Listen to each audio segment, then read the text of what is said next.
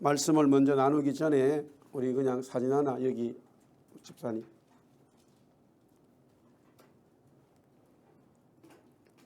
보이시죠? 그 페이스북에 제가 아는 지인이 이 그림을 하나 올렸더라고요. 이게 내용이 뭐냐면 오늘날에 사람들이 교회를 가긴 가지만 다 낭떠러지에 빠진다는 거예요.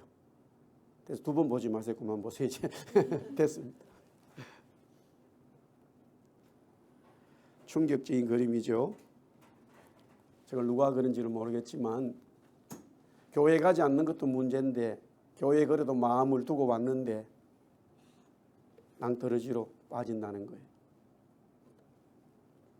제가 지난주 목요일 날 저희 부부하고 후배 목사님 부부하고 등산을 했습니다. 스카미시 가기 전에 프리크릭 바로 직전에 시툴스카이죠. 우리 휘슬러로 가는 길 너무나 아름다운데 라이온스 베이라고 하는 아주 작은 타운이 있습니다.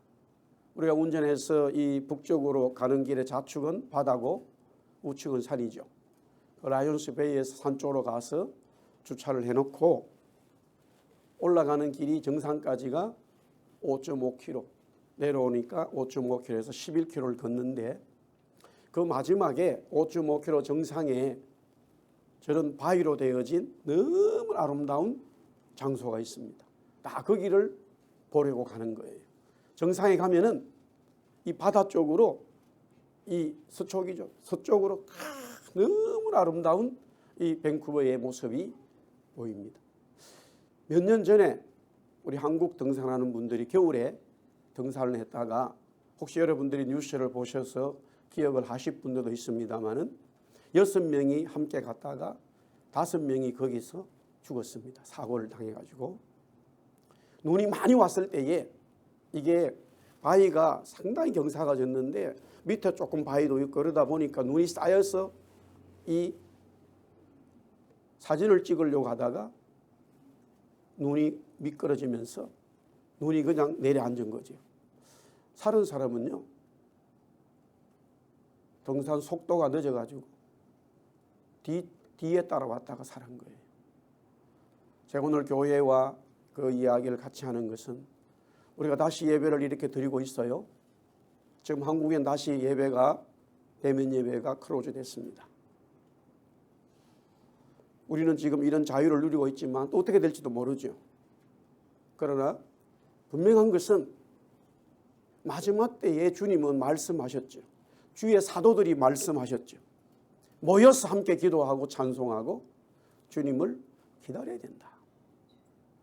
그건 변함없는 하나님의 말씀이에요. 할렐루야. 그러나 우리의 살아가는 삶의 상황들이 점점 모이기가 어렵고 모이지 않아도 살아갈 수 있는 그런 상황들이 점점 만들어지고 있습니다. 그렇기 때문에 모이는 게 얼마나 힘들다 하는 것, 그것도 재미있고 내 유의를 위해서, 내 목적을 위해서, 내 삶의 즐거움을 위해서 모이는 게 아니라 하나님의 영광을 위해서 모이고 주의 복음을 위해서 모이고 주님을 기다리는, 재림하실 주님을 기다리기 위해서 모인다. 그것은 굉장히 내 삶에 있어서 멀리 느껴질 수 있습니다. 그러니 하나님의 교회라 할지라도 사람들이 모이기를 힘써야 되니까 그 모이는 힘쓰는 것 자체가 어렵다 보니까 주님이 왜 모여야 하는지에 대한 성경에서 말씀하신 그 본질은 잊어버리고 어떻게든 사람으로 하여금 모이게 하기 위하여 사람을 기쁘게 하고 즐겁게 하는, 요사이 표현으로 말하면 엔터테인먼트 되는 예배가 점점 우리의 교회 속에 편만해져 가고 있다 이거예요. 굉장히 예배가 내 마음이 즐거워요. 막 웃음이 나요. 박수도 쳐요. 그러나 막상 정말로 내 삶에 아니면 내 가정에 또한 주위의 사람들에게 어려움이 당했을 때에 이런 코로나뿐만이 아니라 파도가 조금만 쳐도 그냥 휙 다 날아가 버려요. 그렇게 모여서 즐거워했던 내 삶의 기쁨은 싹 사라버리고 아무 힘을 발휘하지 못해요. 그냥 그대로 낭떠러지로 떨어지고 만다 이거예요. 야고보 사도는 우리에게 말씀하고 있죠. 2000년 전이에요. 어떻게 살아야 되느냐? 주님의 강림을, 재림을 기다려야 된다. 주님의 재림을, 강림을 사모하면서 살아야 된다. 어떻게 살아야 되죠? 주님의 강림을, 재림을 준비하기 때문에 우리의 모든 재능과 우리의 모든 물질을, 우리의 삶의 모든 것들을 하늘 은행에 쌓아두라. 주님이 말씀하신 것을 그대로 야고보 사도는 또 반복하고 있습니다. 세상에 쌓아두는 것은 다 썩어 문드러진다는 거예요. 내 세상의 정욕을 위해서 사는 것, 욕심을 위해서 사는 것은 다 심판받는다는 거예요. 그들은 예수님이 부활하시고 성찬하신 지가 얼마 되지 않았음에도 불구하고 날마다 하루하루 살아가는 모든 삶을 주님이 다시 오시는 그 재림의 신앙으로 모든 삶의 초점을 거기에 맞추었습니다. 그래서 그들은 모이기만 하면은 주님을 찬송할 수밖에 없었고, 모이기만 하면은 그 어려운 고난과 어려운 삶 속에서 하나님 앞에 감사할 수밖에 없었다라는 거예요. 하나님의 성령은 그곳에 역사하시오. 하나님의 성령은 그곳에 역사하시고 응답하시고 은혜 주시죠. 힘을 주시죠. 그러나 이런 교회, 이런 공동체를 마귀는 원하지 않기 때문에 어떻게 하든지 그런 교회를 무너뜨리고 와해시켜야 되는 거예요. 그러다 보니까 야고보 사도가 말한 것처럼 교회 속에는 비방하는 자가 생기고 하나님의 말씀을 제대로 순종하지 않는 자들이 생기면서 교회가 점점 어려워지는 그런 일들을 보게 되었다라고 우리 야고보서 말씀을 쭉 지난주에 묵상하게 되어집니다. 정말 우리는 예수님의 재림, 이미 초림에 왔습니다마는 재림을 기다리는 우리는 어떻게 해야 될 거냐? 성령의 사람이 되어야 된다. 우리 한번 따라합시다. 성령의 사람. 오늘 여기 보니까 누가복음에 안나와 시몬과 안나라고 하는 두 사람을 소개하면서 그들 위에 성령이 임했다라고 말하고 있어요. 그들의 삶 속에 성령이 함께 하셨다. 그들의 삶 속에 성령이 그들을 인도하였기 때문에 초림에 오신 아기 예수로 오신 예수님을 영접할 수 있었다라고 말씀하고 있습니다. 오늘 누가복음 2장 22절부터 24절에 시작하면서 모세의 정결의 법대로 마리아와 요셉과 마리아가 아기 예수를 데리고 예루살렘 성전에 와서 예배하고 제사했다. 남자아이가 태어났을 때는 40일이에요. 여자아이가 태어나면 80일이에요. 그 이후에 하나님 앞에 형편대로 제물을 준비하여 하나님 앞에 드려야 한다라고 했어요. 마리아와 요셉과 마리아가 비둘기를 준비했다고 하는 것은 굉장히 재정적으로는 어려웠다. 서민으로 살았다라는 것을 우리가 알 수 있죠. 통상적으로는 제사할 때에 양을 많이 드리죠. 물론 굉장히 재정이 많은 사람들은 송아지를 잡아서 하나님 앞에 드렸지만 보통적으로는 양을 잡아 드렸습니다. 그러나 요셉과 마리아와 요셉이 아기 예수의 정결법에 따라서 하나님 앞에 제사할 때에 드린 것이 비둘기라고 하는 것은 굉장히 요셉의 삶이 그 당시에 만만치 않았다. 목수일을 하면서 넉넉하지 못했다는 것을 우리는 여기서 알 수 있습니다. 자, 그런데 이런 정결 예식에 따라서 마리아와 요셉과 마리아가 아기 예수를 데리고 하나님의 성전 예루살렘에 왔을 때에 얼마나 많은 사람들이 있었는지를 모릅니다. 거기는 바리새인들이 있습니다. 서기관들이 있습니다. 사두개인들이 있습니다. 제사장들이 있습니다. 그 성전에 관리하는 일하는 관계되는 많은 사람들이 있습니다. 순례자들이 있습니다. 예배자들이 있습니다. 너무나 많은 사람들이 거기에 있었지만은 안나와 시몬과 안나만이 아기 예수를 보고 하나님의 구속자로서 찬송하며 찬양하며 그를 영접했다라고 하는 사실이에요. 예수님께서 복음을 전하시면서 제자들이 이 성전에 대해서 말하고 또한 성전에서 말씀을 전할 때에 그들을 보고 강도의 소굴이라고 말하고 있습니다. 이 예루살렘 성전이 하나님의 만민의 기도하는 집이 아니라 강도의 소굴이 되었다. 시간의 차이가 있습니다. 약 30년 정도의 시간의 차이가 나죠. 예수님이 30세에 복음의 사역을 세례 요한의 바톤을 받아가지고 복음을 전하기 시작했기 때문에 약 30년의 시간이 납니다. 그러면 30년 전으로 갔을 때에 예수님이 아기 예수로 부모에 의해서 정결 예식에 왔을 때 그 예루살렘 성전은 다 만민이 기도하는 집이었느냐? 아니라는 거예요. 점점 더 교회는 예루살렘 성전은 타락해 가고 있었다라는 것이죠. 이런 타락하는 성전 속에서 안나와 시몬과 안나는 초림에 오신 예수 그리스도, 아기 예수로 오신 구세주를 영접하며 찬송하며 하나님 앞에 감사했다라는 거예요. 예수님은 다시 오십니다. 예수님은 다시 이 땅에 심판주로 오십니다. 시몬과 안나와 시몬처럼 예수님의 초림을 영접한 것처럼 저와 여러분들이 우리 교회가 어떻게 다시 오실 예수님을 맞이할 수 있을까라는 거예요. 오늘 이 사진처럼요, 정말로 교회에 적을 두고 있어도요, 예배한다라고 하고 예물을 드리고 모든 사역을 감당할 수 있을지는 몰라도 예수님의 재림에 무감각한 사람이 되어서 심판받을 자들이 너무 많다 이거예요. 적어도 우리가 이 말씀을 오늘 통해서 저도 그렇고 여러분도 그렇고 우리 교회가 다시 오실 예수님을 준비하는 그런 안나와 시몬과 안나 같은 하나님의 사람, 성령의 사람이 되어야 된다. 할렐루야. 오늘 여기 보세요. 누가복음 2장 25절에서부터 27절 본문 성경 다시 한번 보겠습니다. 이스라엘의 위로를 기다리는 자라고 말씀하면서 성령이 그 위에 계신다라고 말해요. 25절이죠.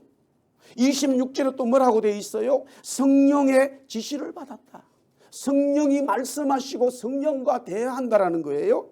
그 다음에 27절 보세요. 성령의 감동으로 이 시몬이 성전에 들어가죠. 하나님의 성령의 사람이라는 거예요. 자, 36절 37절 보세요. 시작하는 말, 누가복음을 기록한 누가는 36절에 시작할 때 뭐라고 시작합니까? 또라고 시작합니다. 올소라는 말이에요. 앞에 있는 시몬과 똑같은 상황이다. 똑같은 하나님의 사람이다. 똑같은 성령의 사람이다. 기록하죠. 그래서 그를 보니까 성전을 떠나지 아니하고 주야로 금식하면서 37절에 기도했다. 그렇게 주님을 섬겼다. 성령의 사람이죠. 또 36절에 계속 보세요. 안나라고 하는 아예 선지자라, 여선지자예요. 여선지자라고 명명하고 있어요. 성령의 사람이에요.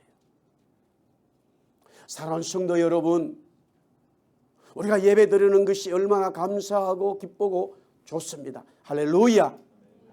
그러나 더 중요한 것은 저와 여러분들이 성령의 사람이 되어야 돼요.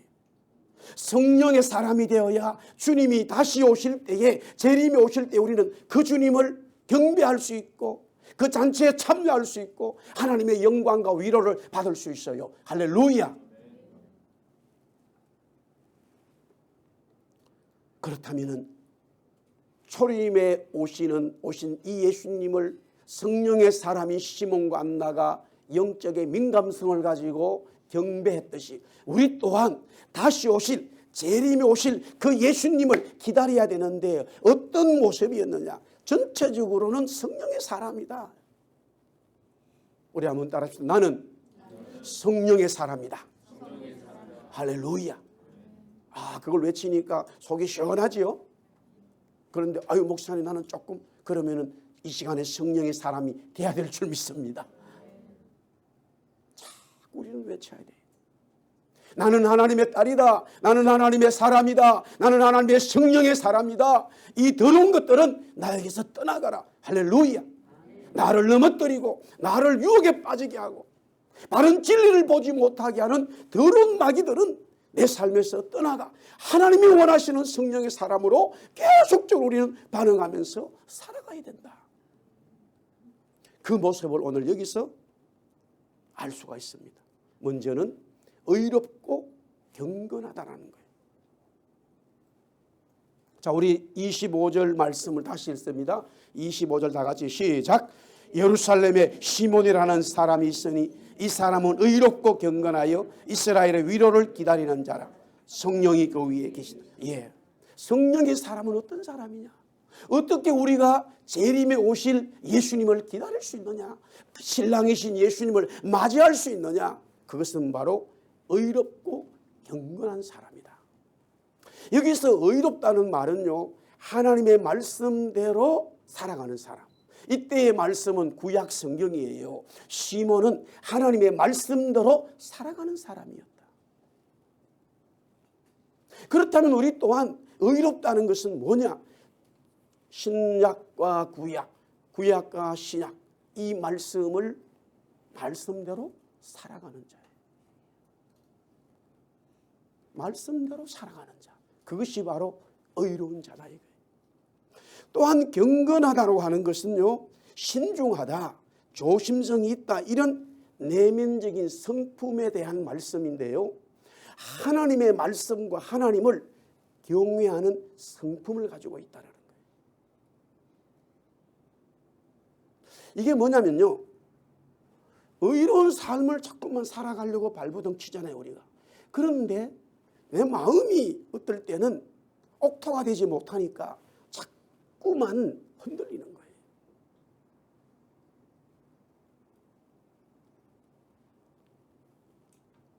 혹이라도 목사님, 나는 성격이 어떤 받은 영향이 되게 객관적으로 봤을 때 좀 좋지 않습니다. 그렇게 말하는 분들이 있어요.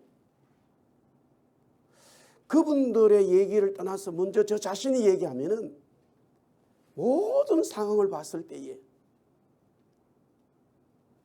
저보다 중학교를 같이 다니고 고등학교를 다니고 또 대학에서 만난 사람들, 또 목회하면서 만난 사람들 봤을 때에 아주 객관적으로 성품이 저보다 훨 좋은 사람들을 많이 봤어요. 그런데 하나님은 저에게 찾아오셨고 목사를 세워주셨기 때문에 정말로 바울이 고백하는 것처럼 날마다 십자가에 자기의 성품, 성격, 육신의 소욕을 완전히 죽이고 드러내지 않으면 그 하나님의 말씀대로 살아가는 삶이 될 수가 없어요. 본인이 그렇게 생각한다면요, 2배, 3배, 4배의 말씀에 대한 복종시키는 삶을 가져야 돼요. 제가 지금 목사가 된 지도 수십 년이 됐습니다만 정말로 제가 제 자신을 너무 잘 알잖아요. 여기서 말하는 시몬은요, 경건하다고 하는 것은 굉장히 마음적으로 성품이 온화한 사람이에요. 하나님의 말씀에 대해서 하나님을 경외하는 것이 아주 순수하게 받아들이는 거예요. 어떤 분들은 하나님의 말씀을 얘기하면 의심부터 먼저예요. 그런 성격의 소유자가 있어요.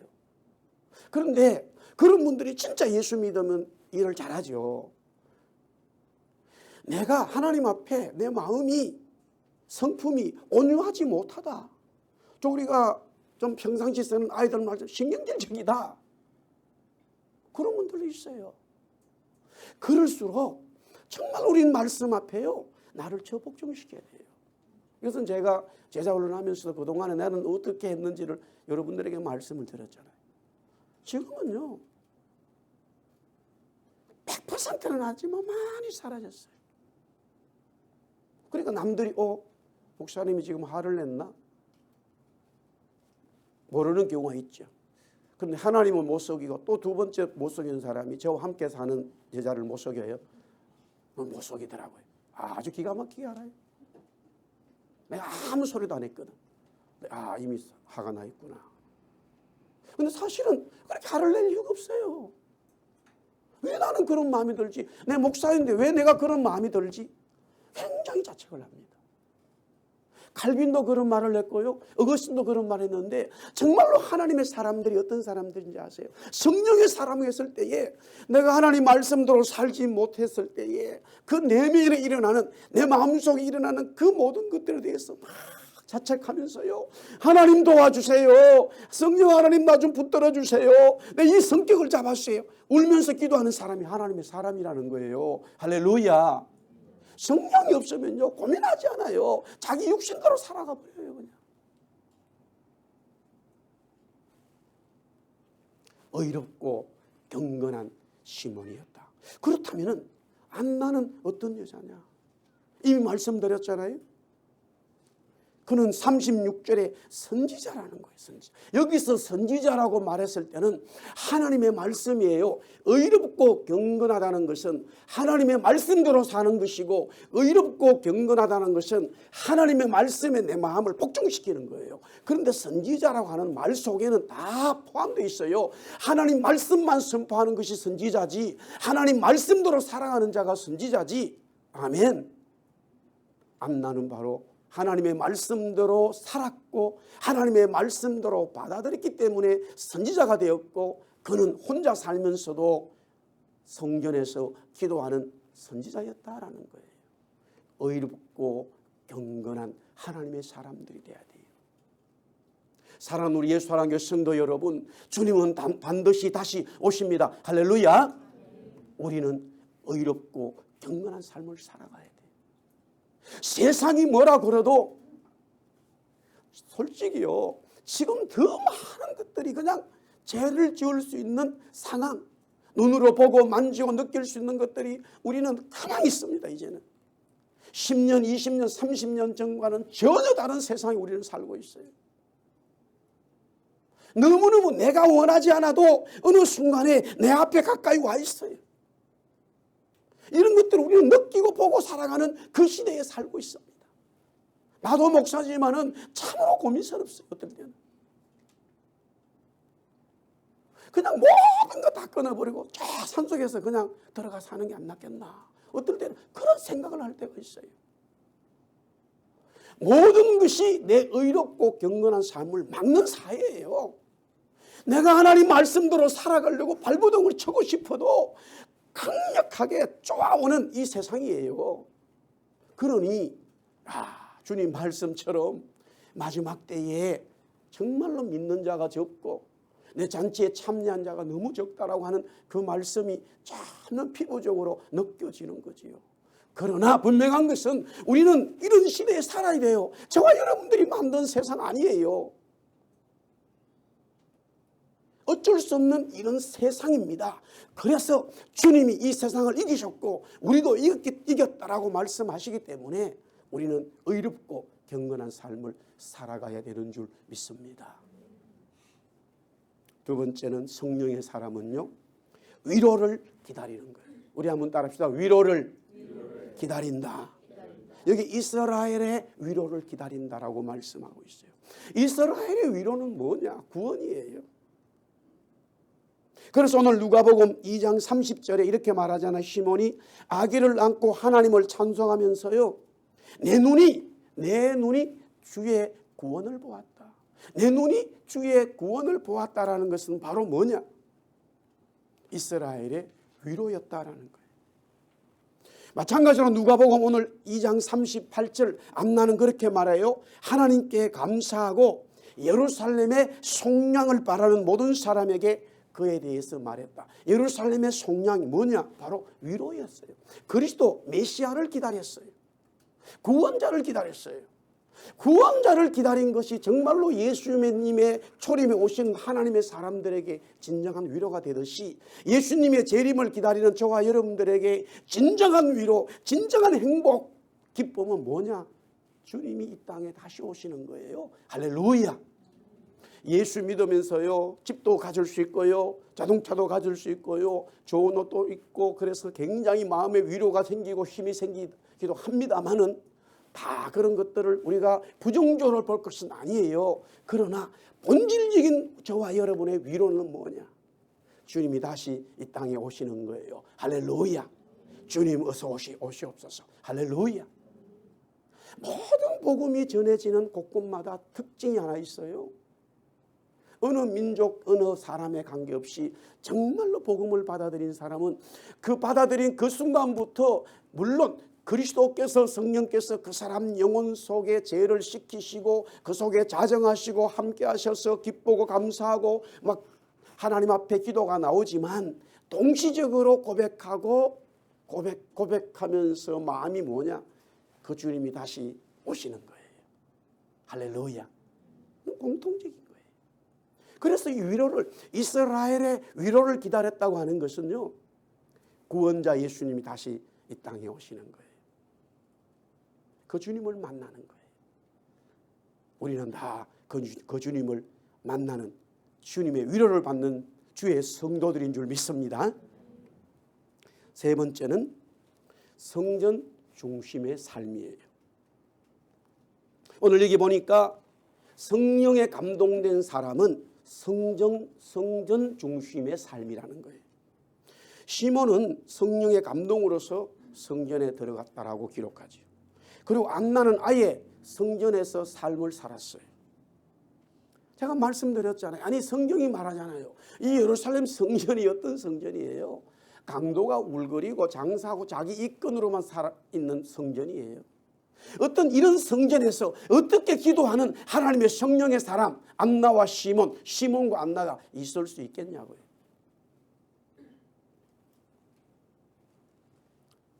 사랑하는 성도 여러분, 마귀는요 속이고 있습니다. 교회 가봐. 요새 교회도 별 볼 일 없어. 가지마. 교회 예배 드릴 거 없어. 점점 마귀는요 우리 모든 사람들에게 그 말을 하고 있습니다. 불신자는 아예 교회라는 게 뭔지 몰라요. 그러나 어떤 이유든 부모님에 의해서, 친구에 의해서, 아니면 본인 스스로가 물질 때문에, 여러 가지 인생 때문에 병들어서 뭐 많은 이런저런 얽혀진 내 삶에서 야 교회에 가니까 예수님 만나니까 좋더라. 그렇게 해서 은혜 받을 수 있고 말씀을 받을 수 있지만 시간이 지나면서 교회에 시험을 드는 자들이 많아요. 아니 저분이 저렇게 말할 수 있어. 아니 목사님이 저렇게 할 수 있어. 장로님이 저렇게 할 수 있어. 아니 이게 교회란 말이야. 교회가 서로 싸울 수가 있어. 이런 일들을 통해서 점점 교회에 대한 부정적인 것은 사실적으로 팩트가 있다 하더라도요. 우리는 교회를 떠나서는 안 된다는 거예요. 예루살렘 성전은 완전히 지금보다 완전히 영적으로 죽은 성전이었어요. 그럼에도 거기에 시몬과 안나가 있었고 주님은 그 장소에서 아기 예수로 오셨고 그들은 그 주님을 영접했다라는 사실이에요. 성경은 말합니다. 진리는 바뀌지 않아요. 왜 주님이 또한 사도들이 마지막 때에 교회에 모여서 기도하고 말씀으로 살아라 라고 말씀했습니다. 아니 점점 세상은 어려우니까 교회에 모이지 말고 각자 기도하고 생활하세요. 이러면 얼마나 좋았겠어요. 나도 그걸 바라는 바입니다. 그러나 성경은 그렇게 말한 적이 없어요. 하나님의 은혜를 사모하고 성령을 사모하고 성령이 나와 함께 하실 때에 계속적으로 일어나는 그 역사는 모이고 함께 기도할 때에 마음을 모두할 때에 하나님의 성령이 그 장소에서 그 사람들에게 임했다라는 사실이에요. 할렐루야. 진리입니다. 이거는. 그런데 이런 사람이 있어요. 목사님 나는 교회도 안 가고 또 교회 실망해가지고 혼자 집에 있다가 어느 날 은혜 받았는데요. 굉장히 특별한 은혜인 줄 아세요. 그게 바로 바울이었어요. 바울은 예수 믿는 사람들 죽이러 가다가 다마스쿠스 가기 전에 광야에서 예수님 만났어요. 그러나 그가 사도가 되고 복음을 전하는 전도자가 되었을 때에 하나님의 말씀을 전적으로 깨달았을 때 모든 교회들에게 편지하면서 뭐라고 말합니다. 모여라 말이에요. 기도하라. 한란과 어려움이 와도 흩어지지 말고 함께 그 어려움을 나누고 사랑하고 하나님 앞에 메어 달려라. 그렇게 바울이 편지를 쓰게 됩니다. 사랑하는 고린도 성도들아, 사랑하는 에베소 성도들아, 사랑하는 데살로니가 성도들아, 다 편지 쓰면서 주의 날이 강림이 가까워졌단 말이에요. 주님이 다시 이 땅에 오시는 날이 가까워졌기 때문에 너희 성도들은 더 경각심을 가지고 깨어 기도하면서 주님의 재림을 준비하라. 모여서 함께 기도하고 주의 사랑을 나누고 어려운 고난을 이겨나가라. 할렐루야. 그것이 주님의 성령의 역사지요. 성전이 정말로 주님 말씀하신 대로 내 집, 기도하는 집이 되고 말씀 중심이 되면은 점점 성령의 역사는 강하지만 또한 마귀는 그런 교회를 원하지 않기 때문에 굉장히 어려움을 줍니다. 그러나 분명한 것은 주님의 재림을 기다리고 나는 성령의 사람으로 성령의 말씀대로 살아가야지 라고 하는 사람들의 특징은 뭐냐? 교회 중심, 성전 중심이었다 그래요. 이 성전 중심은 바로 예수 그리스도 중심이에요. 내가 교회 생활을 하면서도 사람 중심이 아니라 이 교회의 주인이신 예수님을 중심에 두고 살아가는 거예요. 할렐루야. 자기 성품들의 말이, 성격들이 나와요. 그럴 때가 참 있어요. 어떨 때는 목사님 저도 그럴 때가 있어요. 그런데 순간적으로 그 말에 상처를 받아버려요. 그래서 본질인 예수님을 놓쳐버려요. 예수님을 놓쳐버리니까 성령이 근심하고 떠나가버려요. 이런 어리석은 마귀가 원하는 시험되는 유혹을 이기지 못하는 그런 삶을 우리는 떨쳐버려야 한다는 것이죠. 오히려 그런 경우에는 성령의 사람, 성전 중심의 사람은 목사가 실수할 때, 장로님들 실수할 때 더 그 실수를 끄안고 내가 더 기도하지 못해서 우리 목사님이 저렇게 실수를 하셨구나. 내 문제구나. 그것이 바로 성전 중심의 삶이라는 거예요. 그것이 주님이 원하시는 삶이에요. 교회는 목사가 세운 것도 아니고 어떤 사람이 세운 게 아니에요. 교회는 누가 세웠죠? 예수님이 세웠어요.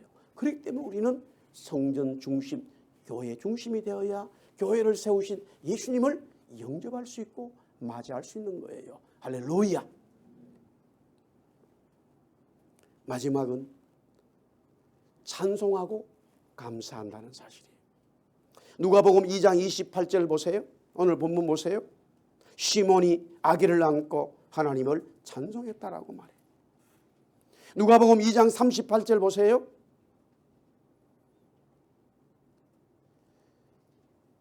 예루살렘의 속량을 바라는 모든 사람들에게 그에 대해서 말하면서 이 안나는 뭐라고 합니까? 하나님께 감사해. 여기서 감사와 찬송, 찬양은 한 모습이 한 단어예요.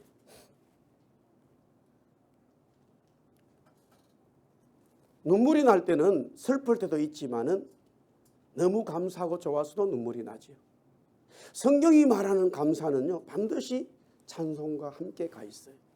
나는 하나님 앞에 감사했습니다라고 했을 때는 하나님 앞에 찬송했습니다라는 말과 동일하죠. 바울과 실라가 빌립보 교회에 대한 교회를 세우면서도 감옥에 갔을 때에 하나님 앞에 감사하고 기도했다. 하나님을 찬미했다라고 말하죠. 다니엘이 사자굴 속에 들어가는 걸 알면서도 다니엘 6장 10절에 같은 전에 하던 대로 예루살렘을 향해서 보면서 하나님 앞에 감사했다. 우리 한번 따라합시다. 하나님 앞에 감사하자. 성령의 사람이에요. 예수 그리스도를 기다리는 사람들은 고난과 어려운 삶들이 와요. 그러나 불평하지 아니하고 하나님을 저주하는 소리를 하지 아니하고 야고보가 말한 것처럼 하나님 앞에 감사한다라는 거예요. 시몬은 하나님 앞에 감사했어요. 안나는 하나님 앞에 감사했어요. 할렐루야. 내가 지금 성령의 사람으로 살아가는가 그렇지 않은가 여러 가지 지표들을 우리가 볼 수 있는데 그 중에 하나가 그 사람에 대한 입술에서 나오는 말이에요. 불평합니다. 남에 대해서 비방합니다. 자꾸만 남에 대해서 좋지 않은 소리를 합니다. 하나님의 성령이 그 속에 역사하지 않는 사람이에요. 그런 사람에게는 두 가지 중에 하나만 하세요. 첫 번째, 내가 그 사람을 영적으로 이끌 수 있는 능력을 갖추십시오. 두 번째, 그렇지 않으면 떠나세요. 내가 거기에 죽어버려요. 계속 부정적이고 거짓말이고 불평하는 소리를 나도 자꾸 듣게 되면은 어느 순간에 그냥 그 거짓이 나에게 어느 자리를 잡아서 진실처럼 돼버려요. 다 경험하셨죠? 안 하셨어요? 나는 많이 했는데 하나님께 감사해야 되는 거예요. 찬송해야 되는 거예요. 말씀을 정리하겠습니다. 시몬과 안나와 시몬은 예수님의 초림을 기다리는 사람이었고 아기 예수님을 보고 하나님 앞에 영광을 돌렸죠. 어떤 사람이었느냐? 한마디로 성령의 사람이었다. 우리 또한 재림을 준비하면서요, 저와 여러분들이 성령의 사람이 되어야 될 줄 믿습니다. 어떤 삶이냐? 의롭고 경건한 삶, 주님의 위로를 기다리는 삶, 성전 중심의 삶, 찬송하고 감사하는 삶. 그것이 바로 성령의 사람, 예수님의 재림을 기다림으로써 더 성령의 말씀에 순종하고 그 말씀대로 살아가는 하나님의 사람인 줄 믿습니다. 한 주간 성령의 말씀으로 승리하십시오. 감사하십시오. 의롭고 경건한 삶을 사시기를 예수 그리스도의 이름으로 축원합니다. 우리 같이 한 목소리로 한 1분 정도 기도하고 우리 다 일어나서 찬송하겠습니다. 우리 같이 한 목소리로 주님, 성령의 사람으로 살게 해주세요. 성령의 사람으로 살게 해주세요. 의롭고 경건한 삶 되게 해주세요. 주님만의 위로를 기다리는 성령의 사람 되게 해주세요. 성전 중심, 교회 중심, 예수 그리스도 중심으로 살아가게 해주세요. 찬송하고 감사하는 삶이 내 마음과 입술에서 늘 고백되게 해주세요. 우리 같이 한번 주님 앞에 한 목소리로 기도하겠습니다. 같이 기도하십시다. 하나님 아버지 감사합니다.